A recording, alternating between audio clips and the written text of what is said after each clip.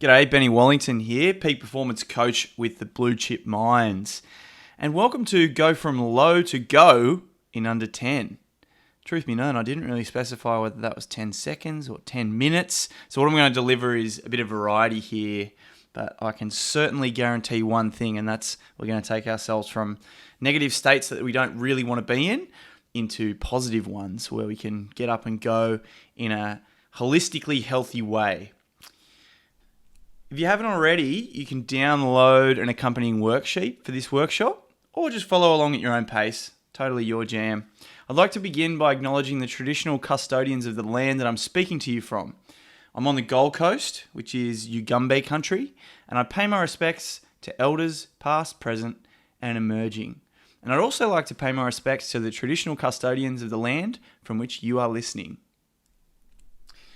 If you've ever done one of my workshops, this image might be familiar, but I'd just like for all of us to take an initial collective breath. So whatever's happening or happened prior to this time, good or bad, let's have a breath to let it go and focus on being present. And I'm going to add something a little bit spicy in here because a dear friend of mine has been teaching me about the power of sighing on the out-breath, which is actually a really important function of your body. It works to reinflate alveoli that have deflated during normal breathing. And this helps to maintain lung function. And that's from Jack Feldman, UCLA researcher. He says when alveoli collapse, they compromise the ability of the lung to exchange oxygen and carbon dioxide. The only way to pop them up again is to sigh. And we do this automatically, but we're going to do this not forcefully, but just with intention. So what I want you to do is, we'll do a few rounds of it. I want you to exhale fully. So inhale through the nose, full breath. And then just let out whatever sound you want. And as we do the second one, feel free to make it a little bit more loud and auditory, depending on where you're watching this. And take a big one in through the nose. And let it out. Feels really good, doesn't it? And just one more. In through the nose. And a big one. All right. And like I say each time, breathe every time you remember to. So it's always handy to have an anchor. So for me, as soon as I wake up, I'm thinking, I just want to have some nice, coherent breaths. And I'll talk more about them in a moment. So yeah, try and find some anchors in your day-to-day life. It might be just before you log on to work. It might be just before you walk into work. It might be as you just come home from work and into your daily living with your family and other loved ones. So you might have got the instinct that we're focusing on the breath today. And I'm not a massive meditator, so breath for me is definitely a way for us to get into that sort of rhythmic, calm state, or potentially going to go without having to really sit still, because I'm not very good at that. But what we're going to do is we're going to focus on the breath with a few drops of quirkiness thrown in, because we've done all the standard stuff. Let's throw a bit of pizzazz into this workshop. But before we begin, just need to have a little bit of caution, because with anything to do with breathing and putting ourselves into altered states, it's important for us to check in. And so these breathwork protocols are not advised for anyone suffering from any of the following without direct supervision and approval from a medical or psychiatric professional. I'm a performance coach, but I'm not a medical or psychiatric professional. And these include severe panic attack disorder, chronic anxiety, depression, bipolar, schizophrenia, PTSD. And we also recommend general caution for those with one or more of the following conditions, and again should consult their medical practitioner for guidance: chronic obstructive pulmonary disease or COPD, epilepsy, pregnancy, detached retina, prior strokes or heart attack, angina, a history of aneurysms, high blood pressure, medicated or unmedicated, and recently recovered from COVID-19 or emphysema, or asthma. Now I'd like to introduce you to Dr. Lisa Feldman Barrett, Professor of Psychology in the US, and this awesome diagram, which got a lot of words on it, but I'm going to take you through them. And essentially, it's going to help us identify what low is and what go is and where we want to go. There you go. So low is really, or negative low, is in this bottom left-hand corner. I'm sure you've felt this way before, that kind of sluggish, tired, quite passive, and negative effects that we might have, sometimes sad, apathetic. Before we get to go, I just want to point out that there can be the positive side of low. So that's that kind of calming effect, that beautiful thing we find when we're just sitting with ourselves and we're feeling quite content. That's kind of a positive low. But what we're trying to do here, it's particularly in this workshop, is take us up into this top right-hand quadrant, which is the positive go. It's where we're ready for action. It's where we're enthusiastic. That word peppy, haven't heard that in a while. But yeah, that seems to be exactly where we want to head with this. And I have to, just to round it out, and because it makes it like a pretty rainbow, we'll have the negative go, which we do find ourselves in a lot as well, which is kind of that upregulated, nervous, anxious state. And so just before I go any further, I just want to point out a quote by Dr. Lisa Feldman Barrett. And this is really great when you're thinking about self-talk and the way we use words. And so she says here is that the idea that sticks and stones hurt more than words is actually not true. Words can be really harmful to your brain when neurons can die from negative language. Broken bones are easier to heal than growing neurons. So I'll take you through a strategy in a while, which is about positive self-talk. But I just wanted to drop that in because Lisa Feldman Barrett really grounds her work in emotion and understanding the words that we use as a really powerful way for us to transfer ourselves out of those feelings, out of those negative feelings, into positive feelings. And we can accompany that with the breath to do it in a really effective way. And so from a positive low, we want to say, if we're feeling in this bottom left-hand quadrant, or even if we are feeling in that jittery, nervous top left-hand quadrant, we want to find the positive low in the bottom right.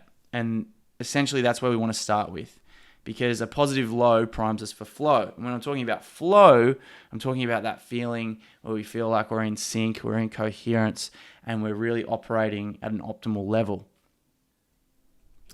And so we're going to begin with the nose, because this is hands down the most simple way for us to drop into that positive low state. And these are from dietitian Jay Berman from the Washington Post. The nose is built with a specific purpose to support our respiratory system. The primary purpose of the mouth, on the other hand, is to start the digestive process. So always just think mouth, food, nose, breathing. The nostrils, hair, and nasal passageways are designed to assist in filtering allergens and foreign bodies from entering the lungs. The nose also adds moisture and warmth to inhaled air for smoother entry to the lungs. So many positives for the nose, right? Thumbs up. Nasal breathing, as opposed to mouth breathing, has another important advantage, especially for effective and efficient exercise. It can allow for more oxygen to get to active tissues. That is because breathing through the nose releases nitric oxide, which is necessary to increase carbon dioxide into the blood, which in turn is what releases oxygen. Mouth breathing does not effectively release nitric oxide, which means the cells are not getting as much oxygen as through nasal breathing, which could lead to fatigue and stress. It's kind of like this automatic action that we've got available to us, so long as our nose isn't blocked, at all times to put us into a calmer state. And this is an awesome diagram for really the difference between standard breathing, which is what we're doing most of the time, and a coherent breath, which is really just, in terms of cycles, it's 4 seconds in, 4 seconds out, as opposed to our shallow, irregular breathing. So like we mentioned before, so many benefits of coherent breathing, and then you add the nostrils to it, even better.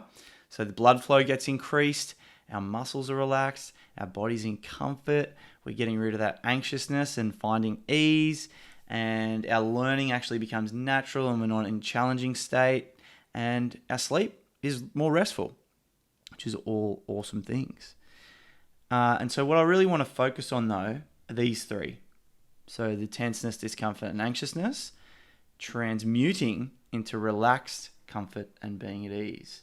So you might have heard that people talk about 5.5 seconds in, 5.5 seconds out is optimal, but so long as you can get around that 4 second, that's the most important thing. Even if it's 3, it's really about making sure that they're the same sides, the amount in and the amount out.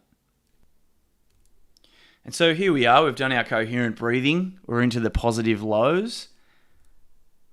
And now I want to take you to the positive go. So let's crack on with step 2 and launch into a positive go.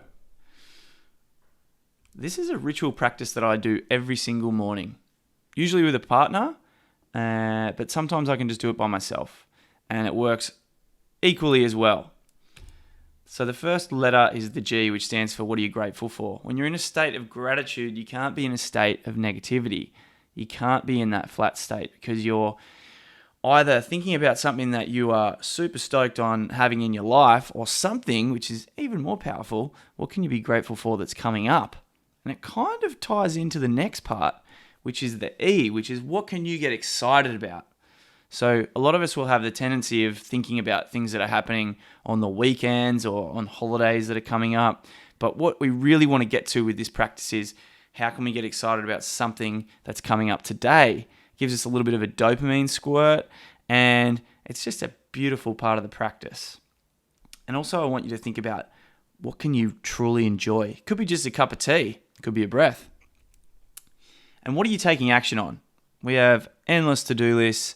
But what is the one thing that you can take action on today that if you get that done, it will have been a successful day? And when we do these practices, often we will have breath work in between it. So really simple, coherent breathing in between. It just allows you to kind of sit in with the questions and then answer them once you've done a little round of breathing. So feel free to ask yourself these 3 questions, and if it lands, drop it in as a regular ritual.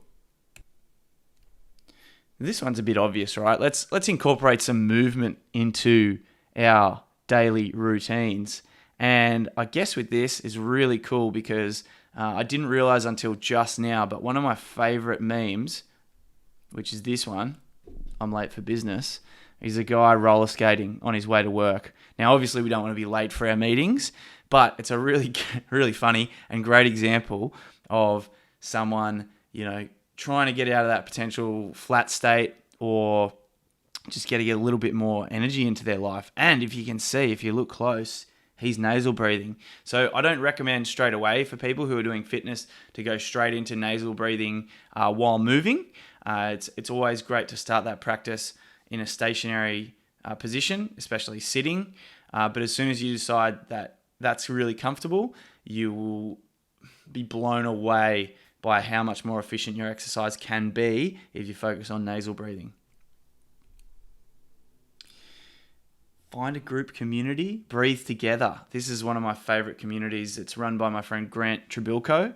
It's called One Wave. And basically he had bipolar, and he, back in the day, started using surfing as a way, which he calls saltwater therapy, to alleviate his mental health issues. And then he invited other people down, and they got a bit leery and decided to start wearing fluoro. All just different triggers that allow people to drop into a state of well-being. And then obviously they go for a surf, which is, in my opinion, the best way to find positive go. But if you can find yourself a community, whether that's at work or outside, that are having real open conversations, and generally they'll have connected breath work, which is a part of it, I highly recommend doing that. Or if you're running the show, get someone in to do it for the rest of the staff. Oh, also one of my favorite things. I have a terminology when I'm talking about flow, and that nostalgia is kind of like a Trojan horse to positivity, right? So you put on an old song, and something just, well, actually, scientifically, they say in brain imaging studies that our favorite songs stimulate the brain's pleasure circuits, which releases like dopamine, serotonin, oxytocin, and other neurochemicals that make us feel awesome. And so Spotify, those legends with their AI, have this beautiful thing called the time capsule. So if I ever need a little bit of a pep up, I'll just drop in on the time capsule. Sure, they get some of them wrong, but most of them are pretty on the money. And that's not my time capsule, by the way. There's a few good songs in there, but yeah, not really a Nickelback or Kelly Clarkson fan. So nostalgia is a trigger. So think about it like that. And if you haven't listened to the old songs you listened to when you're a teenager in those formative years, I highly recommend dropping into your time capsule, or you don't necessarily need it. Just go on YouTube or grab those old CDs out if you've still got a CD player or record player. This is one of my favorite metaphors. So what we're trying to do in a lot of instances is building an on-ramp, and this is for anything. So when it comes down to it, all we're trying to do is match our state to our challenge. So in terms of a metaphor, what I'm saying is when we need to jump on the highway, whatever that highway may be, it could be a meeting, it could be getting ready for sports, could be cooking dinner. We want to think about an on-ramp that'll make us more efficient or optimal in that state. And that's why we talk a lot about breathing. And that's why we were just mentioning those things that we can do on the way to something. So whether it is listening to music, whether it is getting a little bit more active, whether it is connecting with people.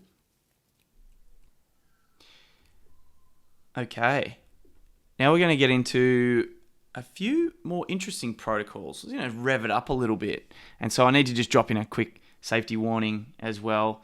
And that is that it's important for when you're performing the following breathing exercises, it must not be done in any of these conditions. So while driving a car or other automobile, while in or submerged in water, very crucial, while operating heavy machinery, or while riding a donkey. I'm going to start with the breath of fire, made famous in yogic traditions, or also by Tony Robbins probably, but in the yogic language, or Sanskrit, I believe, it's called Bhastrika Pranayama. And the breathing technique involves passive, normal inhalations and powerful, rapid exhalations.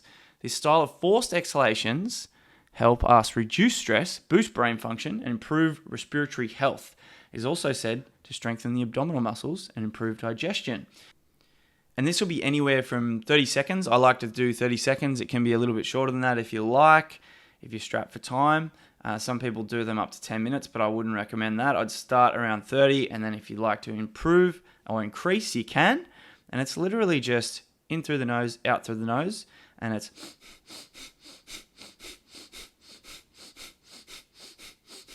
And you can find some pretty rad rhythms. And the way I like to do it is not like this lady sitting there. That's a little bit boring for me.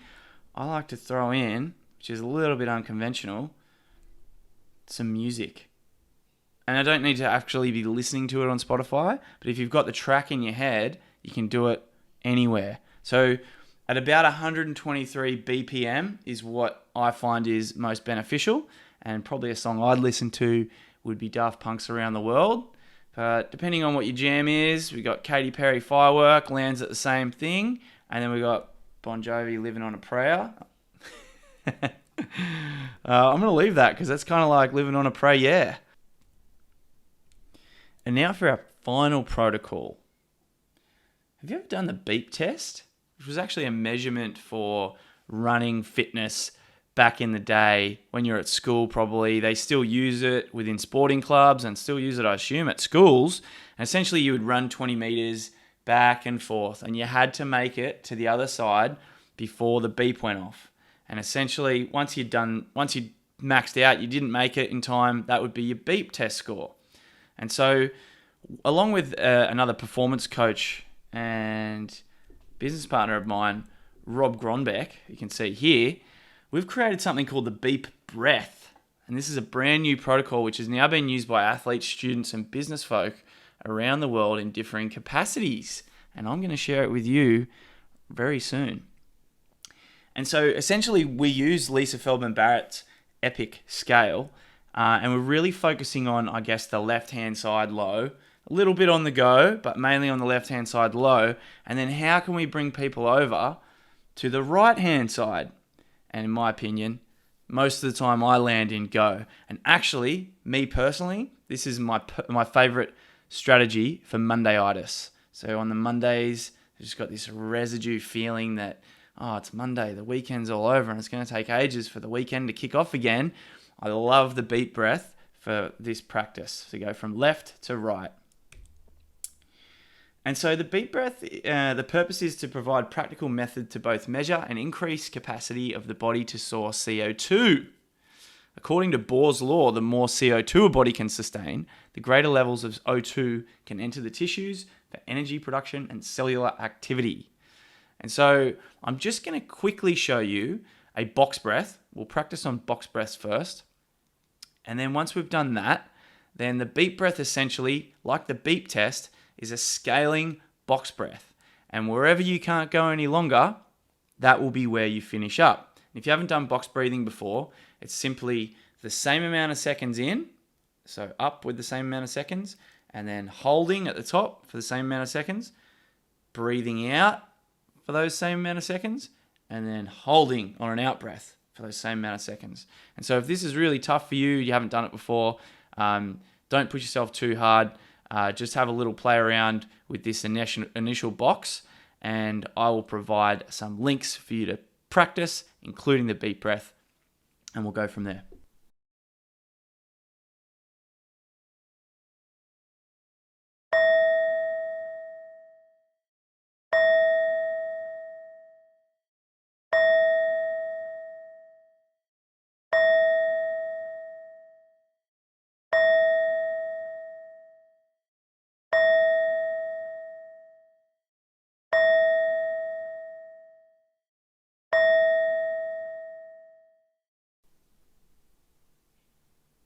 And how was that?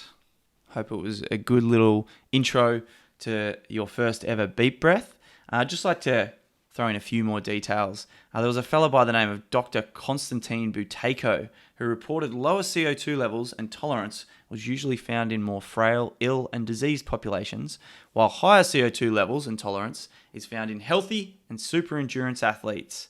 So the beat breath is really allowing us to improve our CO2 levels and tolerance. And so the higher an individual's beat breath score, the greater their CO2 tolerance, meaning the more energy efficient we can be, the less fatigue we'll experience, and the greater stamina and recoverability we will possess. All great things. And there are also so many ways to increase a beat breath score and CO2 max, including repeated exposure of CO2 with the beat breath. And yeah, I'm really excited to show this to you. You are literally some of the first people in the world to see it, and I hope you enjoy it. And just one final thing, for time's sake, we're not going to go through the whole beat breath. So if you find that you're still going, there'll be a link in the sheet and you can access it whenever you want. And you can find out how far you can actually go with the beat breath.